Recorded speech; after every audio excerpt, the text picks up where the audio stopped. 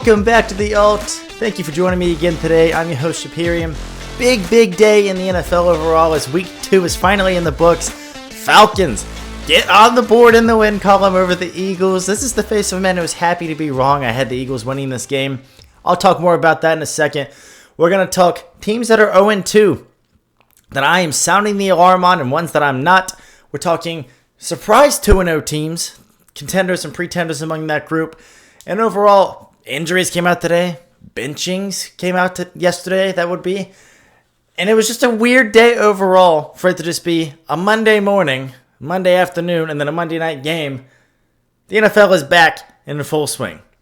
Before we get started, please do me a favor and check and see if you're subscribed to the channel. It takes just a few seconds, and it really helps me a ton. Please, if you would consider subscribing, I would greatly appreciate it. You can also follow me on most social medias at the Alt NFL. With that out of the way, let's get into the Monday night game. Falcons with just the craziest 2-minute drill drive you'll ever see to come back and steal one from the Eagles, 22-21. They had been outscored in the fourth quarter by a total of 11-0, and I believe it was 15-10 Falcons. It was like, man, they just couldn't seem to get it going offensively, and it was a weird game. Neither team looked stellar. I put it out in the first half of the game that I felt like the Eagles made it clear they were the best team in this game, that they're the better team overall. I still kind of feel that way, despite them ending up in the loss column at the hands of one of my adopted children of the pod, the Atlanta Falcons.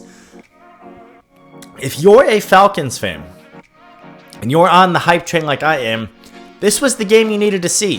Why? Here's why.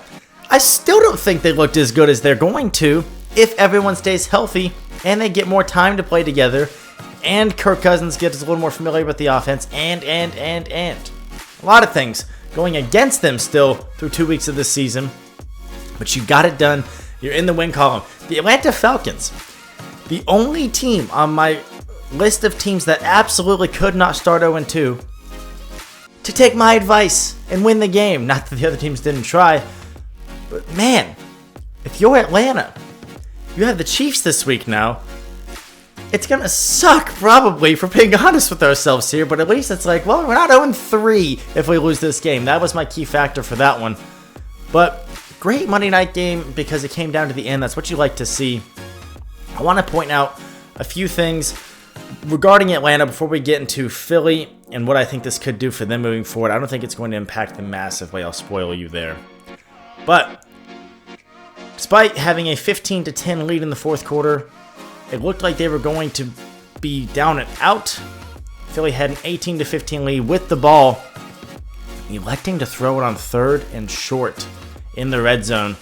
Gives Atlanta the opportunity to go down knowing they needed a touchdown after Philly kicks the field goal to go up 21-15. And I'm watching the Manning cast. I'll give you a spoiler alert. If Peyton and Eli are on my TV screen as an option, I'm always watching the Manning cast. And I'm watching, and they say, when you're in a new offense, don't you feel the best running the 2-minute option or 2-minute offense? It's Peyton, it's Eli, and Matt Ryan. They all were like, yep, 2-minute offense is the best if you're in the situation. And I have theories about that.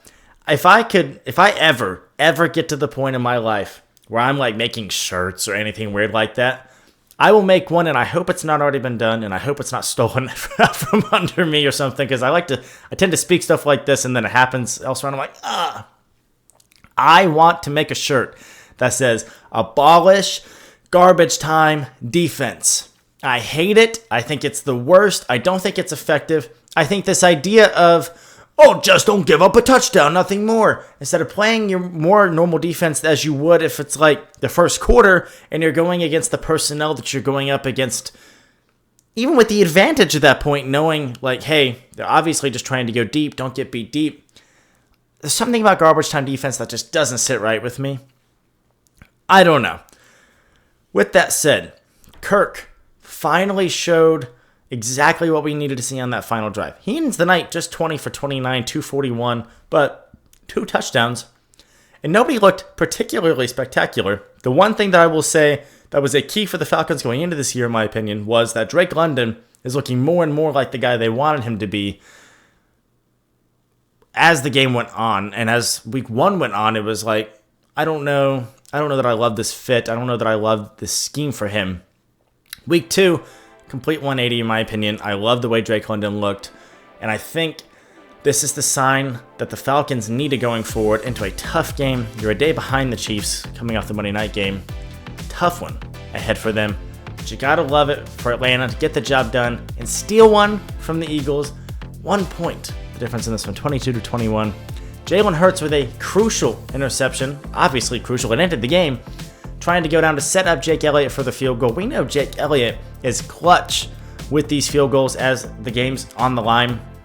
He didn't have to get much more. He only needed like maybe 25 yards or so for it to be a pretty much no-doubter for Jake Elliott, but not able to get it done. Tried to force one to Devontae Smith, and he waited just a little long. Didn't see. I'm actually not sure who provided the pressure. It might have been Grady Jarrett. I'm not 100% sure. I'll have to go look that back up. But it was kind of a stunt. Like, he came around where the edge rusher would have been. So, like, he goes from, I believe he was lined up as a 1. He goes all the way around the left tackle to provide the pressure as Jalen Hurts is throwing it. I'm not sure if the ball went exactly as he intended or if it got affected by that. Regardless, it was a no-doubter interception off his hands, in my opinion, because the safety, who I believe was Jesse Bates III, shout out my guy, was able to just fully tee off on it. Their offense looked a little more stale tonight than I expected it to, but Atlanta has a good defense. I have concerns about the offense. I'm sure we'll talk more about it. Atlanta has a very good defense. Philly, no real concerns from you coming out of this game. Just none. I think you're going to be in every game. There's so much talent all around this roster. You cannot feel deflated after this one. Great Monday night game due to the ending after it was a bit of a stinker in the first half. It was not fun at all. I mean, it was just 7-6 at halftime. Finally picked it up in the second half. And I'm happy, if nothing else, that even though I was wrong, really tough couple of weeks for me making predictions, my adopted children, the Atlanta Falcons, get on the board with a win. That's exactly what they needed to end week 2. Moving on now to something I want to do for every set of teams that fits into one of 2 different categories. We're going to go over contenders or pretenders for every team that is now 2-0 through 2 weeks of the season that was not favored in both of their games. If you're 2-0, you were favored in both. I don't really care right now because you're doing what you're expected to do. We'll see what happens as time goes on for those teams. And typically for those teams, if you're 2-0 and you're favored in weeks 1 and 2, we're probably going to talk plenty about it as the season goes on anyways, although there is one surprising member of this list, for obvious reasons, that you'll see in a moment.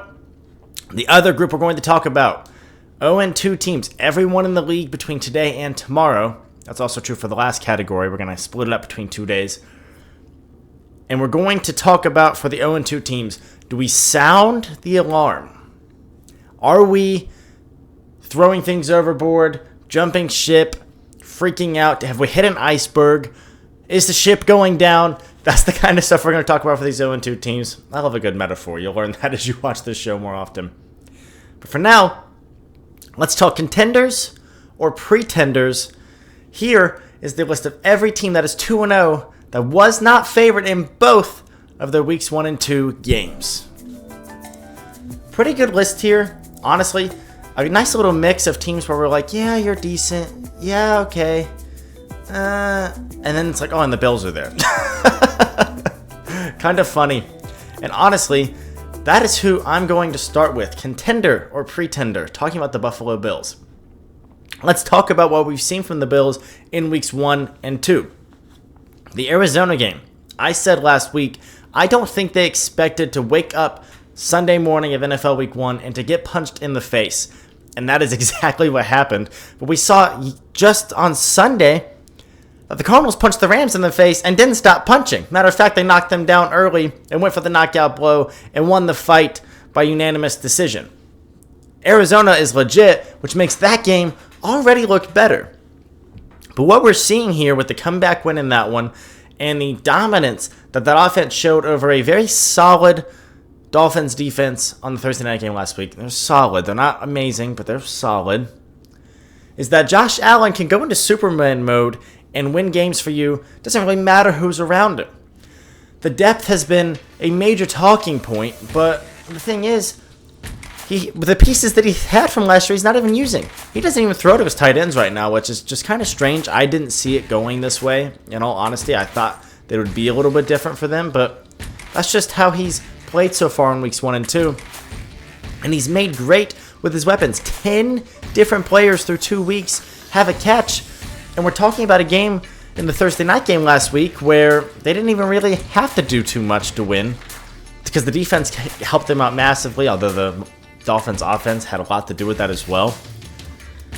But in week 1, you look back at that game and they're coming back in that one while getting a lot of different people involved. It's kind of incredible what we've seen from this Bills offense so far because they look really scary. I said before the year, Josh Allen is my MVP pick. I think this is the year he does it. I just think he's going to win one at some point, and this is a great roster to look at the end of the year and say, he's got the stats for it, that's for sure. And look who's around him. No one. He's the only quarterback in NFL history to have 4 straight years with 40-plus touchdowns. If he does that again this year, you can forget it. He's your MVP. I don't care if the Bills are 9-8, okay? And they're not going to be, by the way, because I'm here to tell you right now, in terms of contender or pretender, no change from me on the Buffalo Bills. I said they're a team that can win the Super Bowl. They were in that elite group of teams going into the season. And if anything, I feel better about them now than probably half of the teams in that tier because Josh Allen looks locked in. No turnovers yet.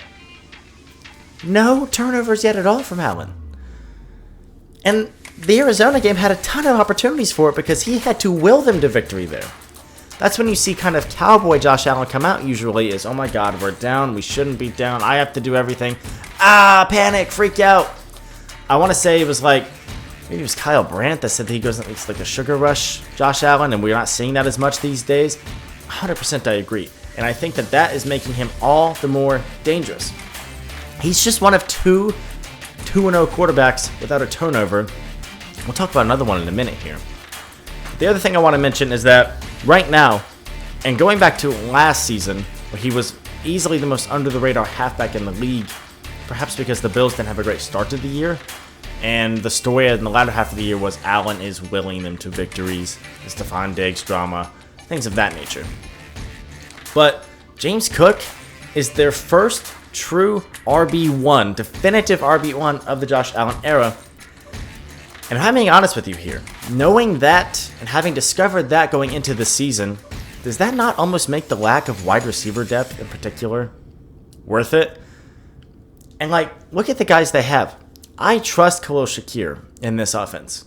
I didn't think I would say that so early going into this year. He was one of the guys that were like, kind of counting on you, bro. I think he's fine. Keon Coleman is going to figure it out.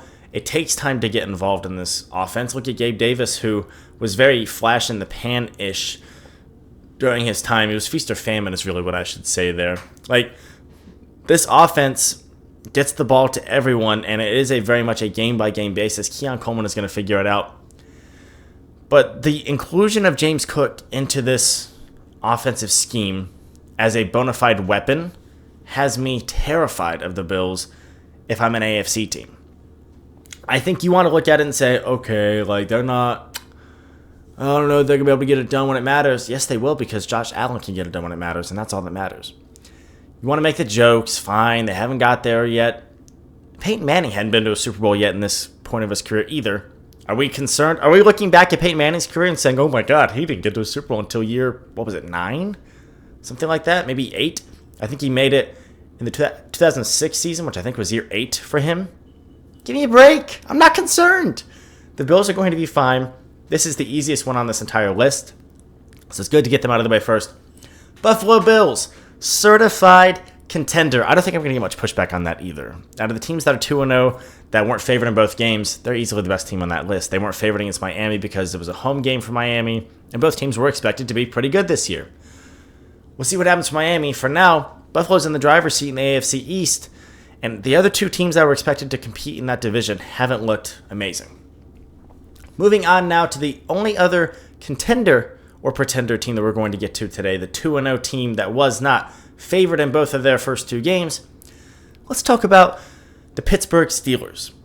I have not talked a lot about the Pittsburgh Steelers on this show really at all in the first handful of weeks that we're getting here. I didn't talk about them much after week 1. Didn't give them a lot of preseason love. I put them in my list of teams that will be playoff contenders. They were short of the list of teams that can win the Super Bowl this year. Was that fair? Was it not fair? I don't know. And if we're talking about contender or pretender for a team coached by one of the greatest coaches in NFL history, Mike Tomlin, I will pound the drum for that. He is that. Give him his respect. He's one of the best coaches to ever do it throughout the entire history of this game. He's phenomenal, okay? But we'll save more of that for later. Talking now about what a contender means in this scheme. I think if you're 2-0, especially if you weren't favored in both of your first 2 games, and I look at you and I'm like, you probably make the playoffs. I have to give you that contender nod. I don't know if I feel that way about Pittsburgh yet. Let's talk it through. So far, through weeks 1 and 2, we haven't seen QB1. All signs point towards the fact that they still want Russell Wilson to be QB1 when he's healthy. We still expect to see him once he gets the whole leg situation figured out. He'll be out there over Fields. What we're seeing from Fields has been so interesting. So interesting. Because he's doing... I saw a lot in week 1 when I watched the Falcons game. And I was shocked at what I saw because I saw the way people were talking about it. And then I watched the game myself after the fact, like on Tuesday or whatever. And I was like, this isn't really what I saw. I saw and heard, like, oh, that's the same Justin Fields we saw in Chicago. Was it? I get that he was doing a lot of running around, a lot of getting out of the pocket. He didn't look amazing going vertical. He didn't have a lot of air yards under his throws at all. He had the least amount of yards traveled per pass in week 1. I get that. Haven't seen the stats for week 2. I would imagine he's probably there for week 2 as well. But they got a touchdown this time at least. The bottom line is, and I have a great friend of mine who is a Steelers fan. He knows ball. He knows Steelers ball especially. And I asked him about Fields before the Broncos game. I said, hopefully you score a touchdown this time, giving him a tough time, right? And he was like, I'm fine with Fields because he can do exactly what Mike Tomlin wants, which isn't a lot. And I can't get that out of my head since he told me that. He doesn't ask a lot out of his quarterbacks. Going back to the tail end of Ben Roethlisberger's career where he was a statue in the pocket. I mean, Ben Roethlisberger couldn't move at all because of the amount of punishment he had and the fact that he wasn't extra mobile in the first place. He couldn't move, okay? Those teams were in the playoffs every year. Those teams had crazy starts to the years a lot of the time. And those teams looked like genuine Super Bowl threats going into January a lot of the years there, okay? And they have a lot of the same recipes that they've had with their weird little quarterback carousel since then. I think they still have that now. Justin Fields is just being asked, don't lose the game for us. Take what they give you and not a thing more. I mentioned that yesterday, and I mean it wholeheartedly. And it's not an insult. They're not asking him to go vertical at all. They're not asking him to go vertical one bit. And I don't know who he's going to go vertical to be honest with you. I don't trust that they have a genuine long-term wide receiver one even on that team. But that's another discussion. You've got a great safety blanket in Freiermuth. You've got a very decent backfield that a lot of teams would kill for. Make the right play and let the guys do the rest of the work. Let your boys handle it past that. I mentioned in my last segment, talking about the Bills, there's 2 quarterbacks of 2-0 teams without a single turnover. One is Josh Allen. Here's the tweet I saw that made me think about this. The other one is Justin Fields. He's the only quarterback along with Josh Allen to be a starter for weeks 1 and 2 of a 2-0 team and not have a single turnover. How are you not impressed with what Mike Tomlin has made him do? Guys, his completion percentage is up almost 10% over his career average. I'm not sitting here and saying, Justin Fields for MVP. Justin Fields for MVP. Yeah! I'm not. I'm not even sitting here and saying, I think the Steelers look like a genuine team that can beat the Chiefs and win the Super Bowl. No, right? They're going to struggle to win any playoff games in the AFC, much less against the Chiefs, much less if they've somehow willed themselves to a Super Bowl and are playing whoever makes out of the NFC. I don't want to get ahead of myself here. Let's reel it back in. My main questions with them are what happens when you start to play better teams. We've seen already Atlanta isn't what we expected them to be. One way or another, no matter how you slice it, that Atlanta offense and the defense, I'm not as concerned about Atlanta's defense, but their offense just isn't what we expected it to be, period. It's just not. In that week 1 Atlanta game in particular, they looked lost. Lost. And I don't know if that was Arthur Smith knowing that team or what. But, bottom line is that so far they're doing it, but they haven't done it against great teams. That's not even my main concern. Or question, I should say, because it's not a concern yet. My question is, does Russell Wilson improve this team when he's quarterback 1? Let me explain. I have almost zero doubts right now that Russell Wilson can do more under center than Justin Fields can for the Pittsburgh Steelers, especially with what's around him. You look around, and those Broncos teams, as I will talk a little bit more about later on in this episode, just aren't as productive as one would like them to be overall. There's not as much there as you thought there were going into the 2022 season with Denver. So we don't know what Russell Wilson looks like with a decent amount of guys around him because we haven't seen it in a few years. I just don't trust that Russell Wilson won't go out and lose them games in the way that Justin Fields so far hasn't. And not for nothing, look at what this schedule looks like. I'm sorry for all the schedule talk. Going into now week 3 of the NFL, it matters, and you'll see why. The Steelers have to stack wins this season because their final 8 games, not 3, not even 5, their final 8 games are against all of their divisional opponents, all 6 divisional games, the Eagles and the Chiefs. That's crazy. That's a ridiculous 2 months to end the year, right? And they've done really well in the division. They've owned the Ravens, which is really weird. I don't think it's going to continue forever, although sometimes one team has another team's mark. The Rams have generally had the Cardinals. We saw how that went so far. The Browns have had the Bengals throughout Joe Burrow's career. It does happen where one team just kind of owns another team, and you don't really know why, okay? I mentioned it last week. Doesn't even necessarily imply you're the better team. I think we'd all know that the Ravens have been better than the Steelers since Lamar arrived, have been more genuine threats to the Super Bowl, but the Steelers, for some reason, win those games. I don't know that it's going to stay that way forever is my thing. And with Russell Wilson, you have to wonder if it's going to remain that way. Chargers this weekend is their first real test. If the Steelers are 3-0 and stop the Chargers' run offense, I should say, J.K. Dobbins has a bad game, and Justin Herbert can't will them to victory with his arm, okay, then I'll come in next Monday and I'll say, guys, Steelers aren't going anywhere. For now, I struggle to say contender or pretender. I'm going to go out on a limb and say contender with an asterisk, and that I don't think this team can win the Super Bowl. I really don't. But they always make the playoffs. If they made the playoffs with Mitch and Kenny, why don't I think they make it with Fields and Russ? They're going to be fine. They will make the playoffs, okay? Or Mason Rudolph even. I forgot to mention him there. They made it with him, playing a lot of games for him. They always make the playoffs. They're doing what they do already, and that's winning the games they need to win. You look at that gauntlet. That is really scary. That's a few months from now, Pittsburgh fans. Don't worry. We don't even know what Russ looks like yet. He could be fine. He could be a dog again. They just have to win some games in there, and they're going to be fine if they're taking care of business early on. This Chargers game this weekend with them is massive. For now, I'm comfortable labeling them certified contender. Didn't mean to smack my mic there. Oh well.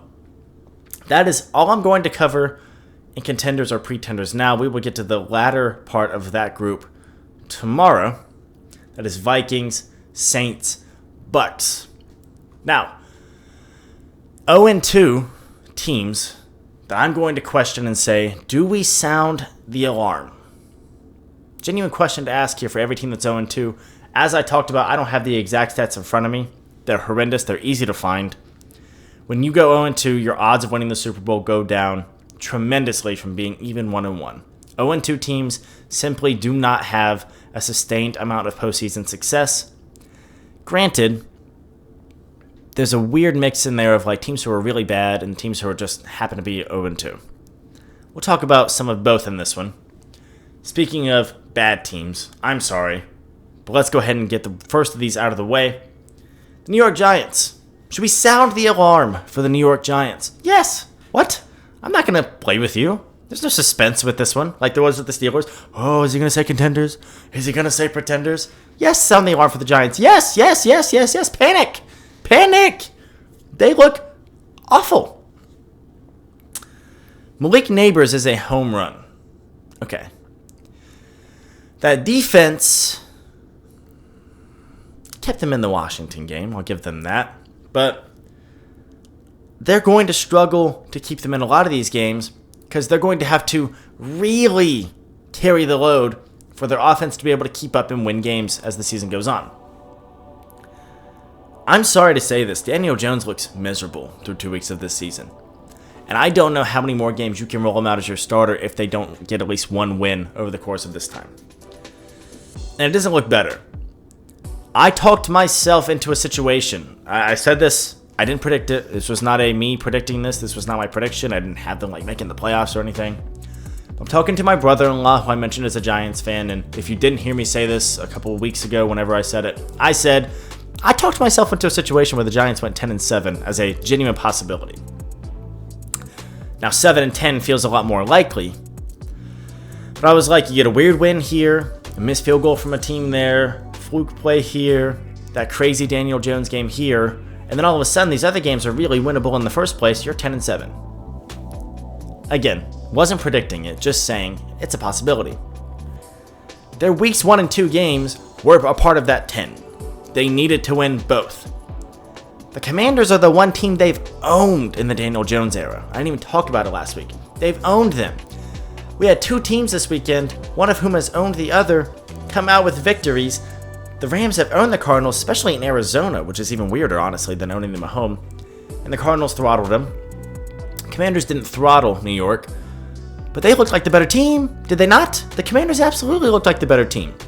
And if you can't look like the better team against Washington, and we know you weren't the better team against Minnesota, we didn't even talk about that game. I don't want any Giants fan to have to relive a second of that game and that whole nightmare situation. But I have to ask, where are you going to get wins?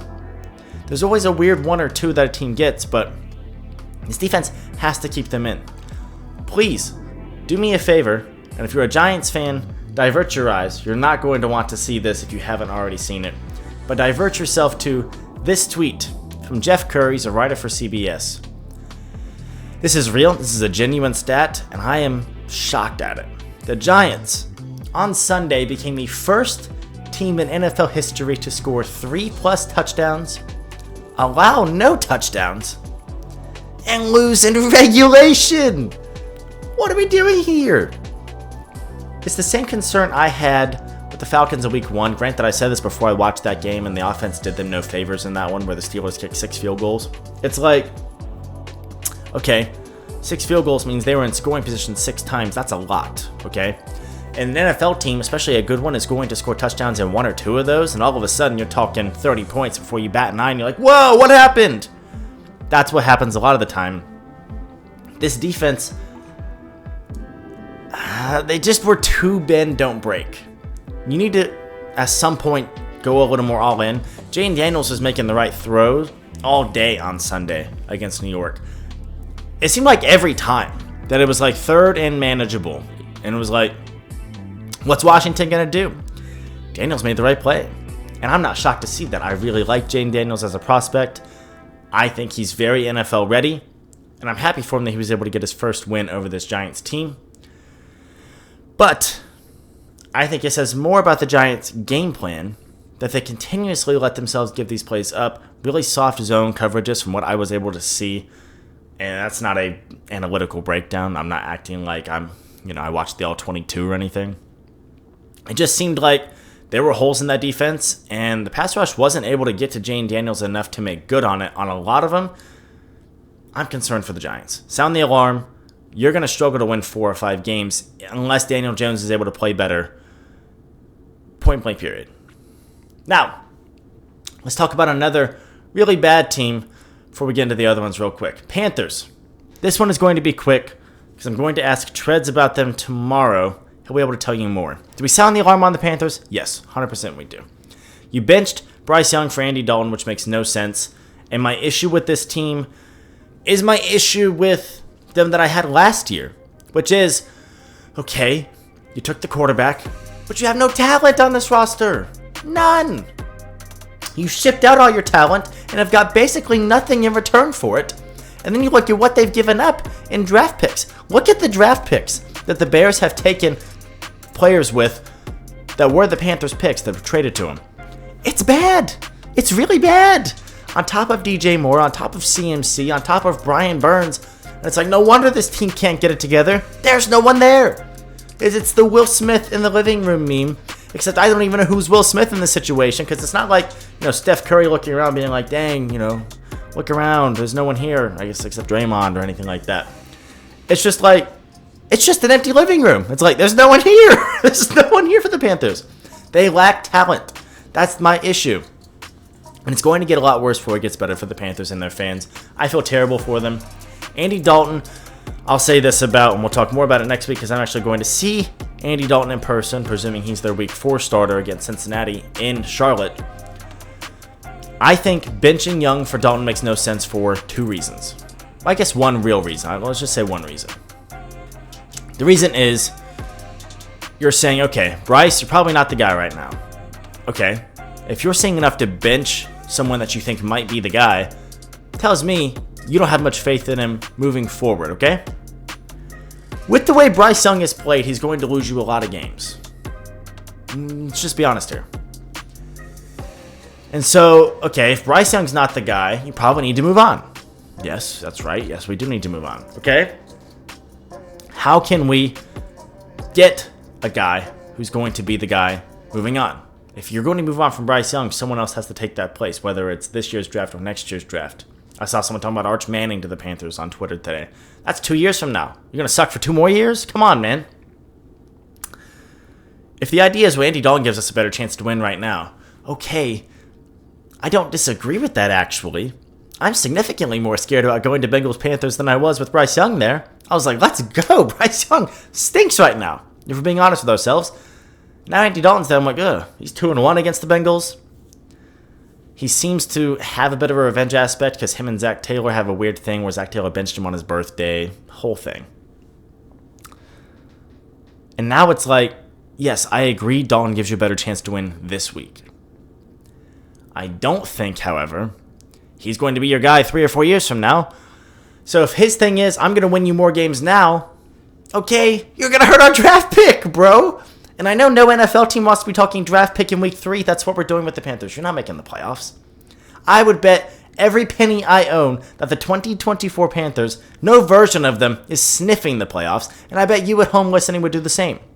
So then what is this to do? Is this Canales saying, you know what, I'm ready to move on from Bryce. Let's just signal that already so that everyone's aware. I don't know. We'll ask Treads more about it tomorrow.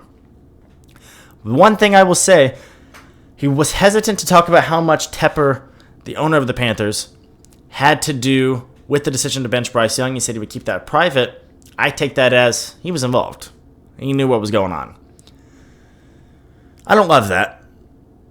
We'll talk more about it tomorrow with Treads because we're going to have a bit of a Panthers sesh because you got to talk about it. For now, yes, sound the alarm. You suck. You're the worst team in the NFL roster-wise. I thought it would be the Patriots. It's the Panthers. You have the worst roster in the league. Broncos. Sound the alarm, yes or no, at 0-2. Sean Payton in this group, we expected to be a lot better. Got your guy in Bo Nix. Are we sounding the alarm this early? We're 3 for 3 on doing so. I am going to sound the alarm on the Denver Broncos because you're still lacking talent overall, similar to the Panthers. I had this whole thing with the 2022 Broncos where I was like, I don't know why, but everyone's in love with them. Everyone thinks they're going to be great. I love Russell Wilson. I thought he was going to be great for them. So I guess I'll just bank on him like everyone else is. And yeah, I have them winning like 10 games. In fact, I have the whole AFC West making the playoffs basically, right? Because it was like Chiefs are the Chiefs. Chargers have just made it. Broncos got a lot better. And the Raiders have just made it. So I was like, AFC West is crazy. It's going to be a bloodbath. Wow. No. And I didn't trust my gut and my eye telling me that that team didn't have enough guys on to do the job. I've not been fooled since. I faded the 23 Broncos. I'm fading the 24 Broncos still because why? You just don't have enough guys. You've got guys where you're like, okay, Cortland Sutton, he's been the guy for ages. By the way, Sean Payton is blaming an interception at the back of the end zone on him, saying that he busted his route assignment there. It looked to me like Bo threw it straight to the Steelers because it was an obvious, like, he was not open. He didn't throw him open or lead him open either. But whatever. I don't love the way Sean Payton has managed this team, and I don't know if they're going to be patient enough to get a roster of Sean Payton guys in there. Especially if Bo Nix is one of those guys. He's proving more people right than he is wrong. 4 picks, no touchdowns through week 2. Having trouble pushing the ball downfield, which was his one big gripe that everyone had with him coming out of college. I don't love Bo Nix in Dallas right now. I'm not saying bench him, he's cooked, he's terrible. Not saying that. I don't love him in the 2024 season, though, because I just don't think they have enough talent right there. I like the upside of a guy like Jillian McLaughlin. Pat Surtain is a dog. Is that really where the conversation with them ends, if we're being honest with ourselves here? They just don't have enough talent. I'm sounding the alarm for your 2024 season because I just don't think you're going to be able to compete in the AFC West, point blank, period. Broncos, we're sounding the alarm. One more team today. Let's end this on a bit of a positive note going into tomorrow. The Baltimore Ravens are 0-2. No one saw this coming. You were the biggest favorite of week 2. The biggest favorites of the week is now 0-2 if you're outright, if you're keeping track. Not in covering, 0-2 outright. I'm not even a little bit concerned. I'm not going to tease you on this one either. No, I'm not sounding the alarm on the Baltimore Ravens. I have them winning the Super Bowl, and I still feel fine about that pick because they got better as time went on last year. That's typically what they do. They had a trap game last year in week 3. They lost to Indianapolis. It was 22-19. It was a weird game. Tucker missed some field goals, which apparently is just the thing he does now, by the way. I think he'll turn it around. I think kickers can do that. He's going to be fine. But they got a lot better. They got a lot better as time went on last season, okay? They still have guys that need to gel, okay? Again, they replaced 40% of the O-line. Derrick Henry still has to gel. He still has to figure it out, and I think he will be who they want him to be now that we know for sure that they don't want him to be a high-volume guy. High volume, I was concerned for Derrick Henry in Baltimore. Kind of middle of the pack as needed. Close out games for us. Okay, I trust that. They used him that way against Vegas, by the way, and it looked a lot better. They just couldn't close the game out. The only real concern I have for Baltimore is that Lamar's completion percentage in particular goes way down as the year goes on. Even last year, MVP year, his completion percentage after like the first week of October goes down almost 10 points on average. It's very weird. He'll have an occasional game where it's like, 75%. And then you look at it, it's like he threw 16 passes. It's like, okay, well, I get it. You're a lot more hovering around the 55 to like 62% mark, which is just a risky brand of football. If it's not in your guys' hands, are you putting it to where it can only be in your guys' hands enough to where it's not risky football? We've seen the opposite of that from Lamar at times. He's my only concern. That is my only concern. He's not my only concern with the Ravens. I'm not concerned about Lamar Jackson. I am concerned that he doesn't always play better as time moves on because he hasn't looked hot so far. Week 1, I think he was electric. A toe away from tying or potentially winning that game. Week 2, though, not great. Tough bit ahead. You have to win this weekend. You cannot be 0-3. You absolutely cannot be 0-3, okay? But I'm not sounding the alarm on them yet. They're going to be fine. They had a trap game loss last year and still looked untouchable as the season went on, despite losing some to the Steelers, that weird Browns game. They throttled teams when it mattered. Okay, that 49ers game, that Lions game. I think they crushed the Seahawks. They beat good teams when it matters as time goes on. That's why I'm not concerned about an 0-2 Baltimore Ravens. We're not sounding the alarm on them. I still feel fine about them winning the AFC North and potentially winning the Super Bowl. So with that in mind, we will cover the second half of teams that are 0-2 tomorrow. If there's an 0-2 team, you're like, where they at? Why didn't you talk Rams? Why didn't you talk Jags? We'll talk about them tomorrow. The other half of teams that are 2-0, despite not being favored in their games we talked about as well, We also got Tread's Takes, which I'm really excited about. Join us back tomorrow. If you have not already, please consider hitting subscribe. Check and make sure that you're subscribed to the channel. Please, please, please, please, please. I would greatly appreciate it. It helps me out more than anything, and it takes like 2 seconds. Other than that, follow me at the Alt NFL on Twitter, most social media platforms. That is it for today's episode. I'm excited to see you back tomorrow.